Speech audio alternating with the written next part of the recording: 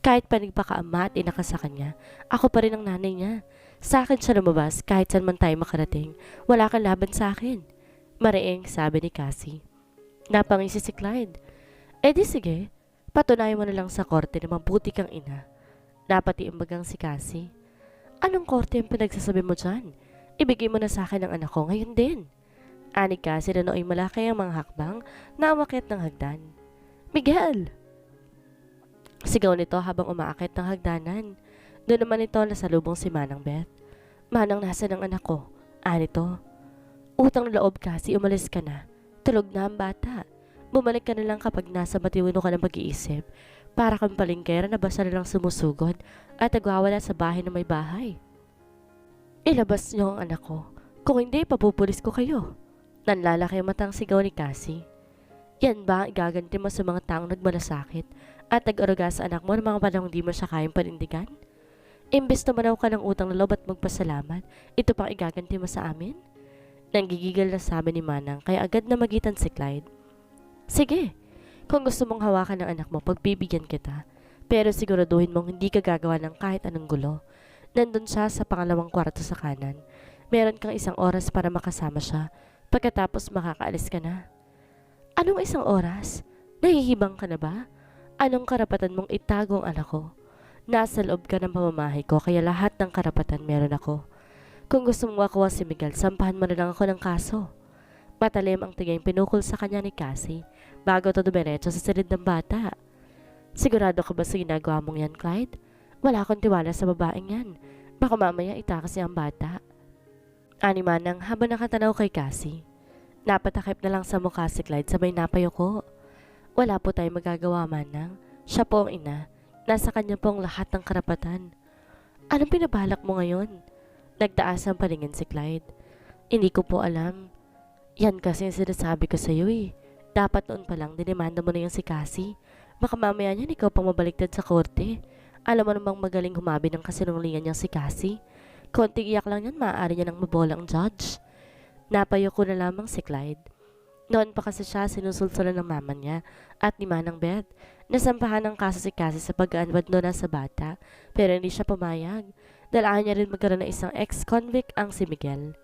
Masyado siyang nagtiwala sa salita ni Cassie noon na hindi sila nito guguluhin kaya naging panatag siya. Hindi niya sukod akalain na ang plot na binuo niya para makuha ang loob ni Grace ay totoong mangyayari sa kanya. Pero alam niya sa sariling taliwas lahat sa binuo niyang plano ang mangyayari dahil alam niyang wala siyang magiging laban sa custody ng bata dahil hindi naman siyang biological father nito. Step-sister niya si Cassie. Anak to ng papa niya sa naging babae nito noon sa Sulu. Nakilala niya lang to sa burol ng papa niya nung 21 years old siya. Mula nung nagkaroon na sila ng ugnayang magkapatid. Mabait naman si Cassie noon kaya malili sila nakapagpalagay ng loob hanggang sa naging takbuhan na siya nito tuwing nagkakaproblema. Nang mag-abroad ang mama ni Cassie, tumira sa dorm si Cassie at doon nagsimulang gumulo ang buhay nito. Nabarkada at natutong uminom hanggang mabuntis ng kung sino. Clyde, tulungan mo ko. Hilam sa luha ang mata ni Cassie na mapagbuksan niya ng pinto kaya't dalidali niya itong pinapasok sa loob. Ano nangyari sa'yo? Nag-aalalang tanong niya. Buntis ako. Hindi alam ni mama. Anito? What? Pwede bang dito muna ako hanggang sa makapanganak ako? Ano? Please, Clyde, parang awang mo na. Papatayin ako ni mama pag nalaman niya to. Todo kapit si Cassie sa braso niya kaya walang nagawa si Clyde para pagbigyan to. Hanggang sa makapanganak ka lang ha? Hindi ako komportable may ibang tao sa bahay ko. Ani at naglalakad sila papunta sa may sala. Promise. Hindi ba magtatakang mama mo niya na hindi ka uwi sa inyo ng ilang buwan? Hindi naman ako tatanong ni mama tungkol doon dahil bihira lang talaga kang umuwi sa amin. Napakunot ang noon ni Clyde. Hindi ka ba nakokonsensya sa gagawin mong yan? Napakahirap ang mama mo sa abroad para lang makapag-aral ka, tas ganyan lang gagawin mo? Clyde naman eh, huwag mo na akong sermonan, tulungan mo na lang ako. Eh sino ba kasing ama niyan? Singal niya rito. Natigilan si Cassie, alangan ang ngiti. Hindi ko alam. Anito? Ano? Hindi mo alam? Eh anong sasabihin mo sa mama mo kapag lumabas na ang bata? Huwag mo nang problemahin yon. Ako nang bahala doon. Napailing si Clyde. Siguraduhin mo lang na hindi ako madadamay dyan, ha? Ngumiti si Cassie sabay tango. Thank you. Gaya na napag-usapan, tumira si Cassie sa kanya ng halos 10 buwan. Pero bigla na lang iniwan ng bata nang di man lang nagpapaalam. Sinubukan niya tong kontakin pero hindi niya na contact. Matapos sa higit 1 buwan, muli sila nagkita sa isang bar. Pero tinanggi nito sa harap ng mga kaibigan nito na may anak itong naiwan sa kanya. Kinaibigan ni Clyde ang isa sa babaeng kasama ni Cassie, kaya madali niya nakuha ang bagong address nito. Nang magkasakit ang bata, pinunta niya ito sa apartment nito, pero pinagtabuyan lang siya nito. Pwede ba, Clyde? Tigilan mo na ako. May pamilya na ako at hindi alam ng asawa ko tungkol kay Miguel. Kaya't itatanggi mo na naman ang bata? Kasi tao ka pa ba? Nasa ospital ang anak mo pero wala kang pakialam? Nagbagong buhay na ako, Clyde. Maayos ng buhay ko ngayon. Wala na akong pakialam pa sa bata. Kung gusto mo, sa'yo na lamang siya. Di na ako maghahabol. Grabe ka, kasi. Masyado ka makasarili. Sarili mong anak ay pamimigay mo para lang di mo gulong buhay mo? Nakakatulog ka pa ba sa gabi sa ginagawa mong yan? Clyde, please. Umalis ka na. Parating na ang asawa ko. Ayoko madatnan ka niya rito. Napailing na lang si Clyde. Ibang klase ka? Ani at sa kanya ito iniwan. Mula ng araw na yon, hindi na ulit siya nakipagkita kay Cassie. At di na rin ito nagparamdam pa sa kanya. Aalis ako ngayon. Pero babalik ako at babawin ko si Miguel. Kapwa sila napalingon ni Manang na magsalita mula sa taas ng hagdan si Cassie. Nakatayo doon habang hawak ang bata. Agad na patayo si Clyde. Umakyat ng hagdan sa kinuha ang bata. Sinasamantala niya na lang noon ang pagkakataong makasama ang bata dahil alam din niya sa sariling wala siyang laban kay Cassie. Lalo kung totoong sinasabi nitong maayos ng buhay nito. Nagising si Grace sa mahihinang pagtapik sa balikat niya. Dahan-dahan siyang nagmulat ng mata. Madilim noon sa paligid at halos hindi niya na maaninag ang mukha ni Clyde. Di niya namalayan nakatulog pala siya habang nakadukmo sa mesa. Bakit dito ka natulog? Anito nang yumuko ito at ilapit ang mukha sa kanya. Inintay ko lang matapos ang usapan ninyo. Hindi ko alam nakatulog na pala ako eh. Napabuga ng hangin si Clyde. Buong akala niya kasi nasa kwarto lang ang dalaga, kaya kampana siya sa pakikipag-usap kay Manang. Okay na kayo? Alanganing tanong ni Grace. Yeah. Halos di niya narinig ang sagot ni Clyde. Natigilan ng dalaga. Kung okay ng dalawa, paano na siya? Mahamog na rito sa labas. Pasok na tayo sa loob. Pero hindi natinag ang dalaga na nooy nakatungo ang ulo sa sahig. Hey, what's wrong? Masama bang pakiramdam mo? Lumukwang sa kanya si Clyde at inangat ang mukha niya. Okay ka lang ba? Nakukublihan ni Cal noon ang liwanag sa pagmumukha sa poste, kaya hindi nito nakikita ang nanginginig na luha sa mga mata niya. Nang di siya sumagot, hinila ni Clyde ang isang silya, saka ito naupo sa tapat niya. I'm sorry, hindi ko alam nasa labas ka pa. Anito habang hinahawi ang buhok niya. Pero walang kibo pa rin ang dalaga. Uy, sorry na. Wala ka namang kasalanan, bakit ka nagsasorry? Ba't kasi ganyan ka? Di ka naman kumikibo ano bang problema? Bakit ganyan ka na naman? I'm just wondering, kung ano mangyayari sa akin ngayon nagkasunod na kayo ng asawa mo. Bahagyang napangiti si Clyde. Kung meron man nakapagpapawi sa bigat ng loob niya noon, yun ay walang iba kundi si Grace. Iniisip mo ba iiwan kita because of her? So ano? Gagawin mo ako mistress? Homewrecker? Napangiti si Clyde. Wala kang sinisira Binuo mo nga kami ni Miguel. Anito na hindi pa rin inaalis ang pagkakatitig sa kanya. Okay lang ba sa'yong iwan kita? Dugtong nito. Hindi. Pero yun ang tawa mong gawin para kay Miguel. Nadinig niya ang mahinang pagtawa ni Clyde kaya't nag-angat siya ng ulo. Ano nakakatawa doon? Seryosong sabi niya. Nakangiting inabot ni Clyde ang isang kamay, saka siya nito hinila papalapit. Nakasimangot at tumayo siya at saka kumandong sa hita nito. Niyakap ni Clyde ang magkabilang kamay sa kanya, saka nito sinubsob ang mukha sa kanya. I will never leave you. Promise ko yun sa'yo. Anito, kaya't gagawin mo akong kabit? Nanlaki ang mga matang sabi niya. Natatawang pinasal ni Clyde ang ilong niya. Of course not. Ibig bang sabihin nun magpa-file ka ng annulment? Kasal ba kayo? Napangiti si Clyde. Bahagya siya nitong tinulak papalayot saka ito tumayo. Pasok na tayo, lumalamig na rito. Inabot nito ang isang kamay niya at saka siya nito hinila. Sagutin mo muna ang tanong ko. Hirit niyang batakan niya ito pabalik. Pero nilakayan lang siya ng mata ni Clyde. Nasaan ang bata? Tanong ni Grace sa mapansing wala ang bata sa kwarto. Nandun sa kwarto niya kasama ni Millie. si Clyde habang naghahanap ng damit sa cabinet. Na ba ulit kami? Naupo ito sa gilid ng kama. Hinilas siya papalapit. Napakunot ang noon niya. Why? I have something to tell you. Seryosong sabi ni Clyde. Nakatingin lang siya rito habang hinintay niya tong magsalita. Hindi ko asawa si Cassie. Hindi ko rin siya girlfriend. Kapatid ko siya sa ama. Namilog ang mata ni Grace. What? Nagkaanak ka sa stepsis mo? Natatawang pinitik ni Clyde ang noon niya. Sira? Ba't ko naman gagawin yun? Sinong ama ni Miguel?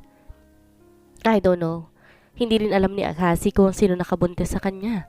Napalabes si Grace. Kung di ikaw ang ama, wala kang laban sa kanya. I know. Malungkot na sabi nito. Hindi totoong okay na kayo? Napabuga ng hangin si Clyde sabay napatango. Gusto niya ang kunin si Miguel. Nangingilid ang luhang sabi nito. Sa mga sandaling yon, ramdam niya ang bigat ng loob ni Clyde, kaya't napayakap na lamang siya sa binata. Nabulabog ang pagtulog ni Grace. Nang makarinig na ingay na nagmumula sa labas, kaya agad siyang napadungo sa bintana. Tanaw niya mula doon si Cassie habang kinakalampag ang gate. Para tong wala sa sarili, nagsisigaw sa labas. Maya-maya pa'y tumigil ang sasakyan ng barangay. Bumaba ang ilang lalaki na ka-uniforme ng tanod. Kasunod nila ang mga babae na basa sa uniforme mga representative ng DSWD. Clyde, lumabas ka dyan. Ilabas mo ang anak ko. Sigaw ni Cassie.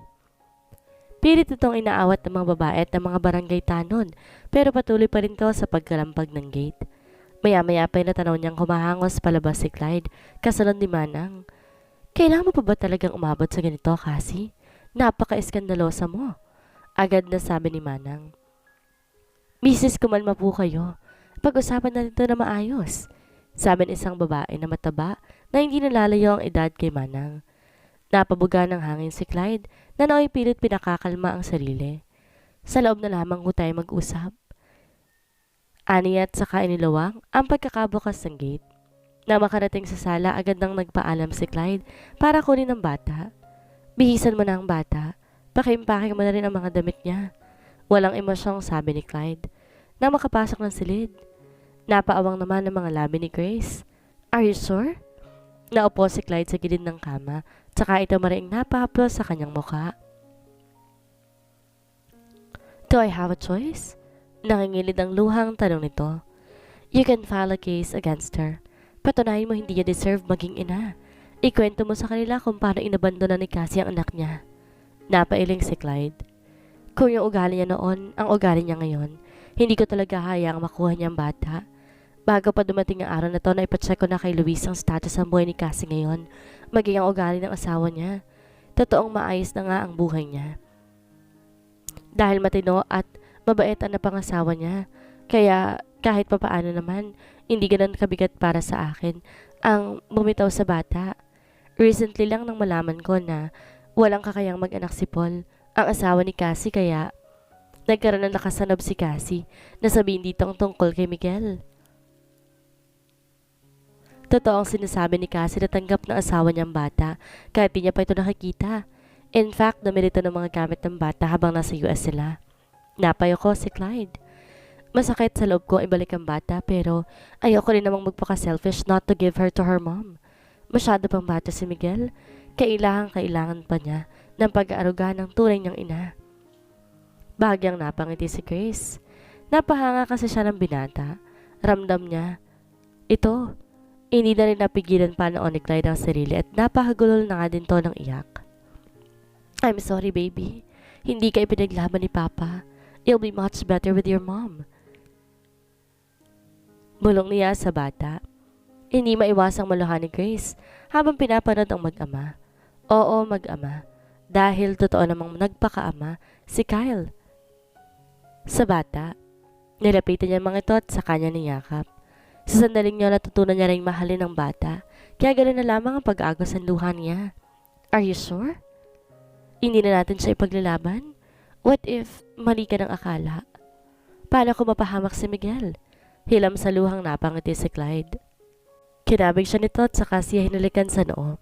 It won't happen. Trust me, he will be fine with them. Ani Clyde. Napasilbi na lamang siya at muling yumakap sa mag-ama. Ingatan mong bata, Cassie. Kapag nabalitaan kong pinabayaan mo yan, aapila ako sa korte at sisiguraduhin kong hindi ka na makikita pa ng bata. Banta pa ni Clyde nang iabot niya kay Cassie ang bata. Nangingilid ang luhang napayakap siya kay Cassie. Ayusin mong buhay mo, ha? Napangiti si Cassie at saka tumango. Nang gabi rin yun, nilunod ni Clyde ang sarili sa alak. Hanggang sa magkanda suka-suka na ito sa sobrang kalasingan. Bigla, napagtad si Grace sa pagkakahiga sa sofa nang isipin ni Clyde ang pinto. Clyde! Tanging nasambit niya na makitang sumabsob si Clyde sa sahig. Dali-dali siyang tumayo at lumapit sa binata. Bakit nagpakalasing-lasing ka naman ng ganyan? Aniya habang inaalalayan niya ito na tumayo. Huwag mo ako intindihin. Matulog ka na. Ayos lamang ako. Anito nang maihiga niya ito sa kama. Anong ayos? Tingnan mo nga yung itsura mo, naliligo ka na sa suka. Baho-baho mo. Aniya habang hinuhubaran niya to ng t-shirt. Saglit siyang pumasok sa banyo at kumuha siya ng towel at bathtub para mahubad niya na rin pati ang short ni Clyde. Pero naghihilig pa ito na makabalik siya. Pasaway. Nakatulis ang usong bulong niya. Di niya maiwasa makaramdam ng awa sa kalinasalos na itsura ng binata. Kasalukuyan niyang nililinisan ang mukha ni Clyde na umungol ito at bumaling naman sa kanya. Pigil lang hininga nito. At takot na baka magmulat ito ng mata. Nakaupo na kasi siya sa tabi nito at bahagyang nakadukwang kaya halos malalanghap na niya ang hininga nito. Pinunasan niyang dibdib nito nang bigla nitong hawakan ng kamay niya. Matulog ka na sabi. Ayos lang ako. Nakapikit na sabi nito. Nagbuga na lamang siya ng hangin. Dahan-dahan niyang kinuha ang kamay niya mula sa pagkakahawak nito at sa kanya ito kinumutan. Nang magising siya kinabukasan, wala na si Clyde sa tabi niya kaya mabilis siyang napababa sa kama. Patakbong bumaba siya sa hagdan at saka siya dumiretso sa kusina. Sisi? Aniya na masalubong niya si Joy. Ay ma'am, pumasok na po. Sagot pa nito. Bakit di niyo ako ginising? Wala bang ibinilin sa inyo? Wala po eh. Parang wala sa sariling humila siya ng silya. Tsaka siya na upo. Mag-almasal ka na. Ani Manang nang pumasok sa kusina. Manang, wala po bang ibinilin si Clyde sa inyo? Muling tanong niya. Magpahinga ka na raw muna sa bahay. Tsaka ka na lang daw bumalik sa opisina. Ani Manang habang kumikilos sa kusina. Okay lang naman po ako. Di naman po ako napagod sa biyahe. Okay lang po ba na sumunod ako sa opisina? Ikaw ang bahala. Nandyan si Dodo kung magpapahatid ka. Napangiti ang dalaga. Thank you po. Aniya sabay tayo. O, ano ka? Hindi ka pa ba kakain? Maliligo muna po ako. Mabilis lang po ako, Manang. Aniya sabay takbo pabalik sa kwarto. Napangiti na lang si Manang. Sabay napailing. Wala si Clyde sa opisina nito na makarating siya sa kumpanya, kaya tinapos siya na lamang na iwan niyang trabaho. Ma'am Grace, alam po ba ni Sir na darating po kayo? Tanong ng isang office staff na nooy kanina pa patingin-tingin sa kanya. Nakaupo lang to sa isang cubicle, malapit sa pesto niya. Napangiti ang dalaga. Actually, hindi. Gusto ko lang siyang sorpresahin. Alanganing napangiti ang babae. Nasa out of town po kasi si Sir Clyde ngayon, ma'am. Binisita niya po ang actual shooting ng isang commercial. Napatango-tango ang dalaga. Ganun ba? Sige, tatawagan ko na lamang siya. Napabuga ng hangin si Grace. Dinukot niya ang cellphone at sa kanya tinawagan si Clyde. Pero di nito sinasagot ang tawag niya. Nakailang dial na siya pero hindi pa rin sinasagot ng binata. Baka po busy, ma'am. Sabi ng babae na kaninang kausap niya. Di pa rin pala to bumibitiw ng tingin sa kanya. Alanganing napangiti ang dalaga. Ano ulit yung name mo? Kunway tanong niya. Lumawa ang pagkakangiti ng babae. Marites po, ma'am. May pagmamalaking sabi nito. Bagay sa yung name mo. Pigil ang iting sabi niya. Talaga po, ma'am? Nakangiting tanong nito. Napailing na lang si Grace sabay napangiti. Hindi ba siya aware sabihin yung name niya? Itsura palang marites na. Pero ming nakaabang ang tenga.